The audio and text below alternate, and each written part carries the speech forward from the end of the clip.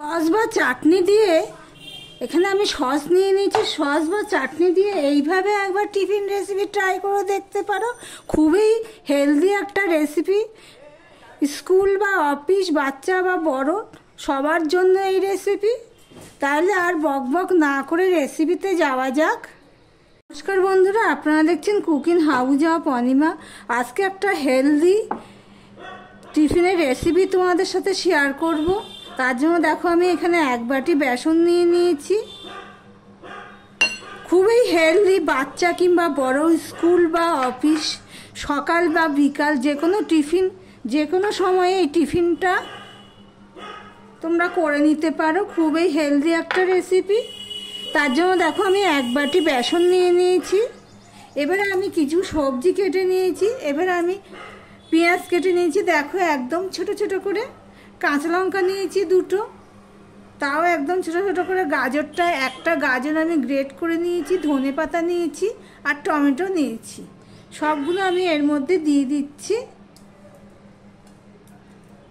ভিডিওটি স্কিপ করো না, আর দেখার শুরুতে একটা লাইক দিয়ে কন্টিনিউ করো।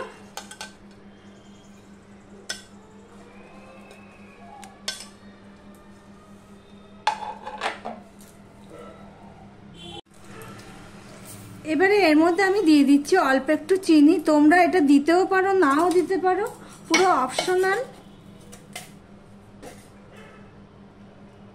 এবার দিয়ে দিলাম নুন। নুনটা যার যার স্বাদ অনুযায়ী দেবে। এবার সম্পূর্ণটা আমি মিশাবো। প্রথমে আমি অল্প একটু জল দিয়ে দিলাম। ভিডিওটি স্কিপ করো না, এর মধ্যে আমি আরো অনেক কিছুই দেব, দেখতে থাকো বন্ধুরা। দেখো কিন্তু আমি একসাথে জল দিচ্ছি না, অল্প অল্প করে জল দিয়ে আমি একটা ব্যাটার রেডি করে নেব। টিফিন তো তোমরা অনেকে অনেকভাবেই খেয়েছো, কিন্তু এইভাবে একবার ট্রাই করে দেখতে পারো। খুবই ভালো লাগে খেতে, অন্য রূপে টিফিনের রেসিপি। আরও একটু জল লাগবে।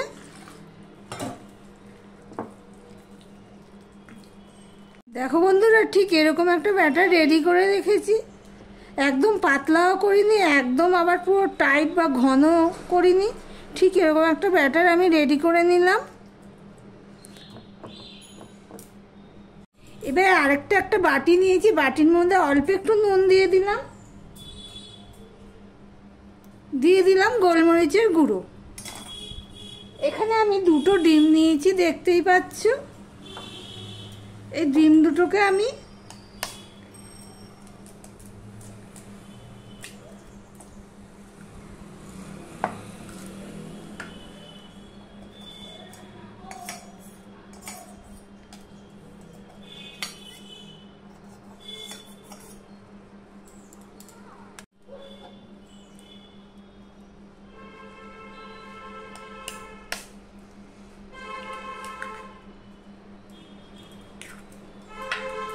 ভালো করে এটা ফাটিয়ে নিচ্ছি, দেখতেই পাচ্ছ বন্ধুরা।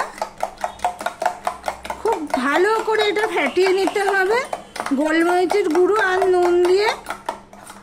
আর ভালো করে ফাটানো হয়ে গেছে। এদিকে দেখো একটা ফ্রাই প্যান বসিয়ে দিয়েছি। ফ্রাই প্যানটা মোটামুটি গরম হয়ে গেছে। এবার আমি দিয়ে দিলাম এখানে সাদা তেল।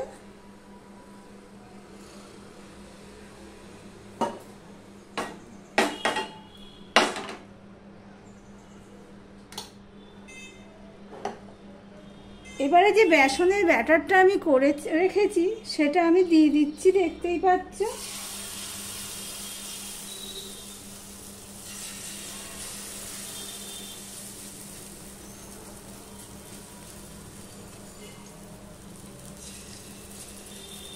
একটু পাতলা করে দেবে।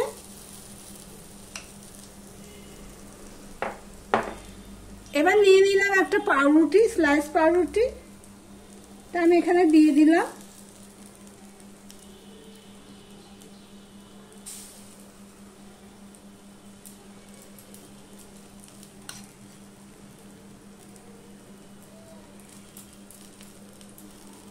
দেখো বন্ধুরা, মোটামুটি পাতলা করে দেবে, বেশি ঘন করে দেবে না, তাহলে খেতে স্বাদ হবে না। পাতলা করে দিলে কি হবে, ভাজাটা ভালো হবে।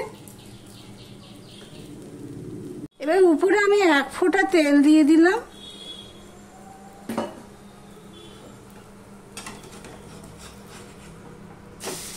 এইভাবে উল্টে দিলাম। এবার এই পিঠটার মধ্যে আমি এই ডিমের যে ব্যাটারটা রেডি করে রেখেছি, ফ্যাটিয়ে রেখেছি, সেটা আমি অল্প করে দিয়ে দেব। এই ডিমের ফ্লেভারটা ভাজাতে খুবই ভালো লাগে।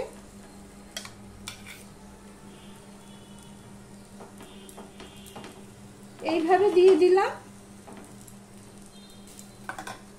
আমি একটু ঢাকা দিয়ে দিয়েছিলাম।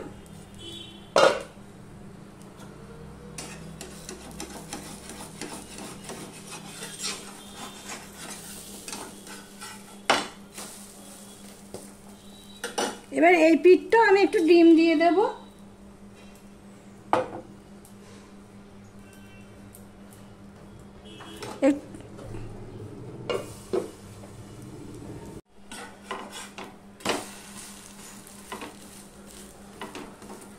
এই পিঠটা দেখো হয়ে গেছে। এবার অপর পিঠটা আমি দিয়ে দিলাম ডিমটা আমার হওয়ার জন্য। ওই পাটটাও হয়ে গেছে, দেখতেই পাচ্ছ। এইভাবে সমস্ত আমি করে নিচ্ছি। যতবার করবে ততবার এইভাবে একটুখানি নেড়ে নিয়ে করবে, তাহলে কি হবে, নিচে যে ঘন হয়ে থাকে সেটা আর হবে না, একই মাত্রায় থিকনেসটা থাকবে।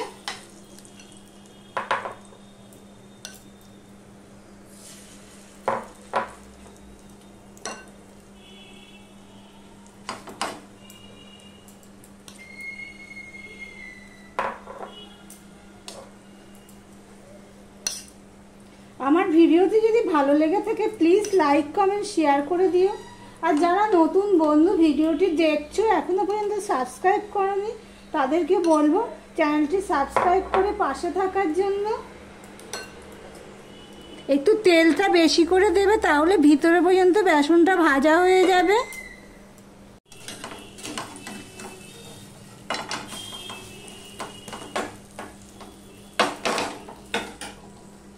আর ডিমের ক্ষেত্রেও ঠিক এইভাবে গলে নেবে, তাহলে গোলমরিচের যে গুঁড়োটা নিচে রয়েছে সেটা আর নিচে পড়ে থাকবে না।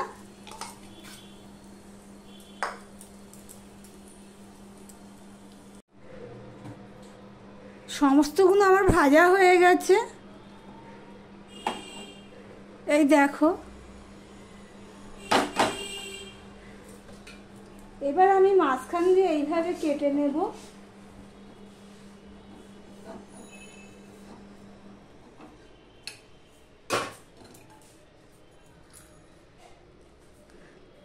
দেখতে যেমন সুন্দর হয়েছে, খেতেও সুন্দর হয়েছে। প্লিজ তোমরা একবার ট্রাই করতে পারো। টিফিনটা অনেকে অনেকভাবেই খেয়েছো, এইভাবে একবার ট্রাই করতে পারো। তাহলে আমার টিফিন রেসিপিটা তোমাদের কাছে কেমন লাগলো কমেন্ট করে জানিও।